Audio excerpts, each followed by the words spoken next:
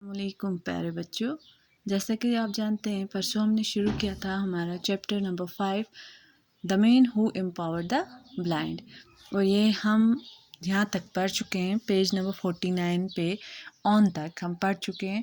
تو آج ہمیں یہاں سے سٹارٹ کرنا ہے، تو چلیے شروع کرتے ہیں۔ پہلے ہم ریڈنگ کریں گے اور اس کے بعد میں آپ کو اس کے میننگ سمجھاؤں گی، ٹھیک ہے؟ At home he grew older. Louis tried to help his father in the harness shop, handling the tools and bits of leather. Louis' fingers grew nimble and strong. His hearing became very keen. At the village school, his teacher was amazed at how well Louis learned by ear and memory. Yet he was unhappy, for Louis wanted to learn, read and write like other children, and he knew he could not. Then it so happened that the schoolmaster heard of a school in Paris called the Royal Institute for the Young Blind. He got Louis admitted into this institute, where he learned to play the piano and the cello expertly. Louis graduated from the institute after 8 years. Then the institute appointed him as a teacher of the blind children.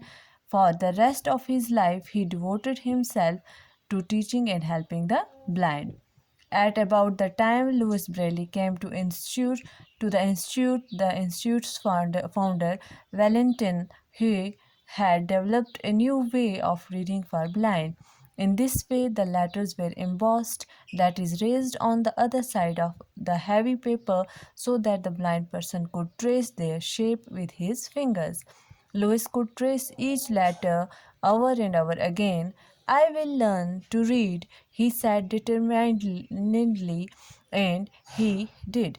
But for a quick mind like Louis Braille's, this was much too slow a way to read, for the letters had to be very large, at least an inch high, so even a very short story would fill many heavy volumes, and a blind child could have to spend a long time doing just a little reading.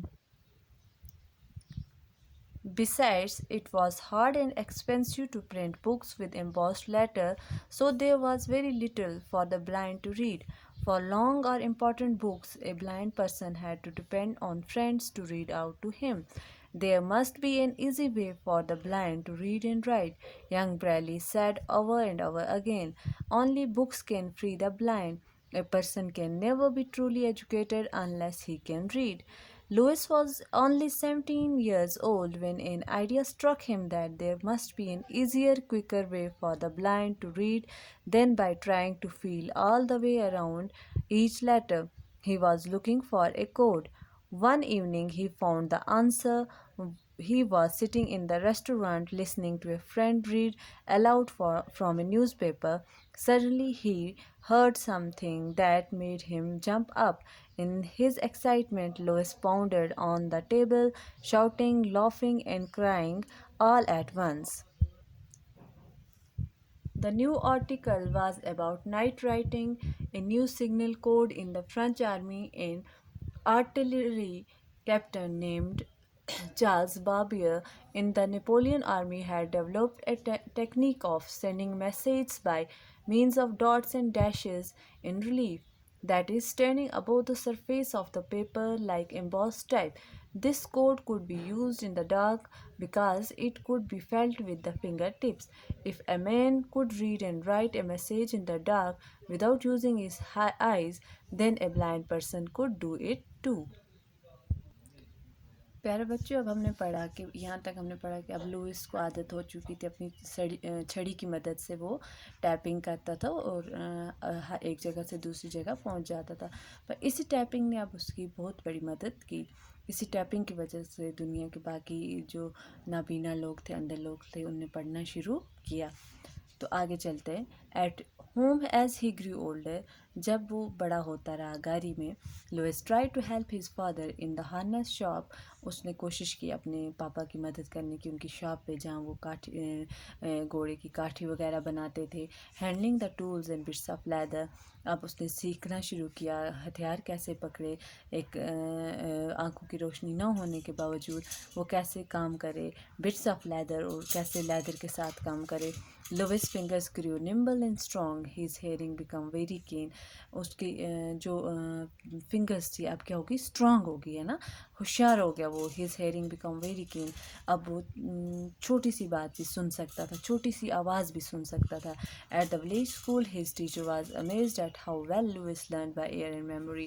اور village school میں، گاؤں کے school میں جو استاد تھے، جو teacher تھے، وہ بہت حیران ہو گئے تھے کہ لوئس کتنی اچھی طرح سن سکتا ہے اور کتنے اچھی طرح اس کے ذہن میں کیسے چیزیں رہتی ہیں، کیسے وہ سوچ سکتا ہے، کتنی اچھی طرح وہ یاد کر سکتا ہے خالی سننے سے اور میموری میں رکھنے سے، دماغ میں رکھنے سے. یٹ ہی واز انہیپی، مگر وہ نہ خوش تھا. فار لوئس کے لیے وہ خوش نہیں تھے کہ for Louis wanted to learn to read write like other children. وہ خوش نہیں تھے کیونکہ لوئس کیا تھا، لوئس اور پڑھنا چاہتا تھا، لکھنا چاہتا تھا دوسرے بچوں کی طرح. And he knew he could not. پر لوئس کو یہ بالکل وہ خوش نہیں تھا، وہ بول رہا تھا میں یہ ایسا نہیں کر سکتا ہوں. Then it so happened that the schoolmaster heard of a school in Paris called Royal Institute for the Young Blind. تو اب ایسا ہوا کہ جو لوئس کے ٹیچر تھے انہوں نے ایک اسکول کے بارے میں سنا جو کہاں تھا، پیرس میں، اور اس اسکول کا کیا نام تھا، Royal Institute for Young Blind. He got Louis admitted into this institute. انہوں نے کیا کیا، لوئس کی ایڈمیشن اس انسٹیٹیوٹ میں کرا دی، اس ادارے میں کرا دی.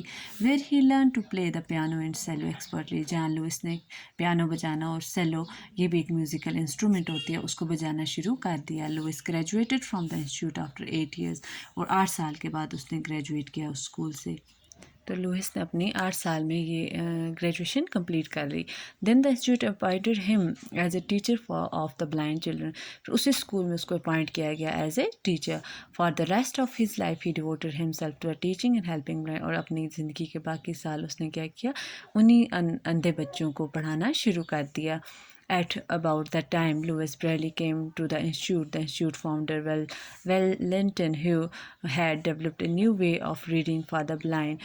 اب کیا تھا، جب لوئس بریلی اس انسٹیٹیوٹ میں کام کر رہا تھا تو وہاں کے جو اس انسٹیٹیوٹ کے فاؤنڈر تھے، اس انسٹیٹیوٹ کے جو پرنسپل تھے ویلنٹن ہیو، انہوں نے کیا ایک نیا طریقہ بلائنڈ نابینا بچوں کو پڑھانے کا سیکھ لیا تھا. ان دس وے نکالا تھا. تو جو فاؤنڈر تھے ویلنٹن، انہوں نے ایک نیا طریقہ پڑھنے کا نابینا بچوں کے لیے نکالا تھا.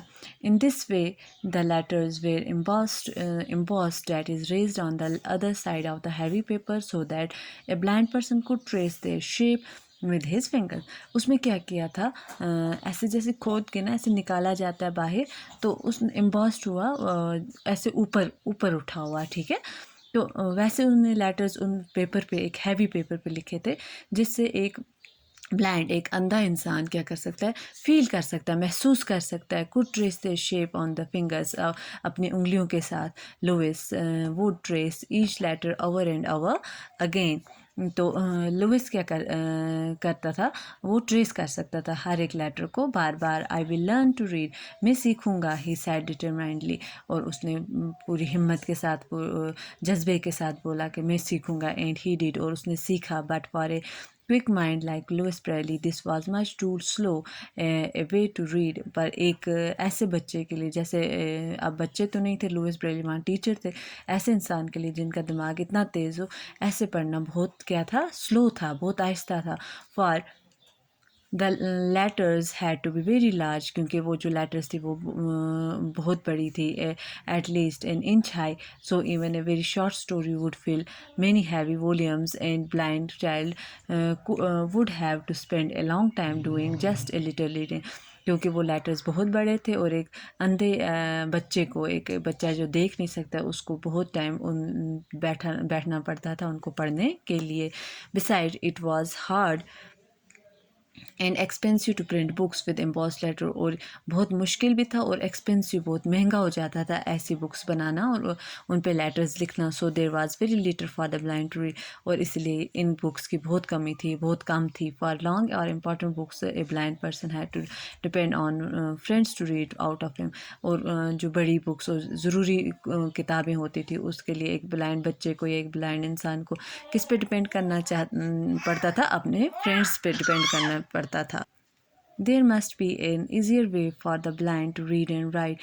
ایک اندھے بچے کے لیے کوئی آسان طریقہ ہونا چاہیے لکھنے اور پڑھنے اور لکھنے کا. ینگ بریلی سیڈ اور یہ بریلی بار بار بولتا تھا only books can free the blind. حالی بکس کیا کر سکتی ہیں ایک اندھے انسان کو، بکس ہی فری کر سکتی ہیں. A person can never be truly educated unless he, ایک انسان تب تک ایجوکیٹڈ ہم اس کو کہہ نہیں پڑھ لکھ نہیں سکتا جب تک وہ پڑھے نا.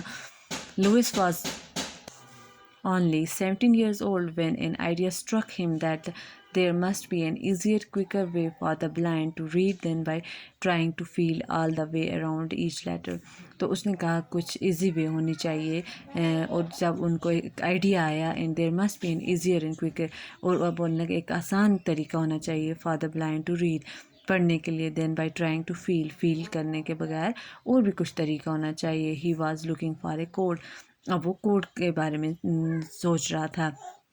One evening he found the answer, ایک دن جواب مل لی کیا. He was sitting in a restaurant listening to a friend read aloud from a newspaper. وہ ایک دوست سے سن رہا تھا جو اونچا اونچا اس کے لیے نیوز پیپر پڑھ رہا تھا. Suddenly he heard some thing that made ہم جمپ اپ، اور ایک ایسی چیز اس نے سنی اخبار پڑھتے پڑھتے جب وہ فرینڈ اس کے لیے اور اس نے زور سے چھلانگ ماری، جمپ، خوشی سے کود اٹھا. In his excitement Louis pounded on the table shouting laughing and crying all at once. Louis table پہ چڑھ کے اور یہاں سے چلا رہا تھا، ہنس رہا تھا اور اونچے اونچے سے رونے لگا. پیارے بچوں، آج کے لیے اتنا ہی. اللہ حافظ.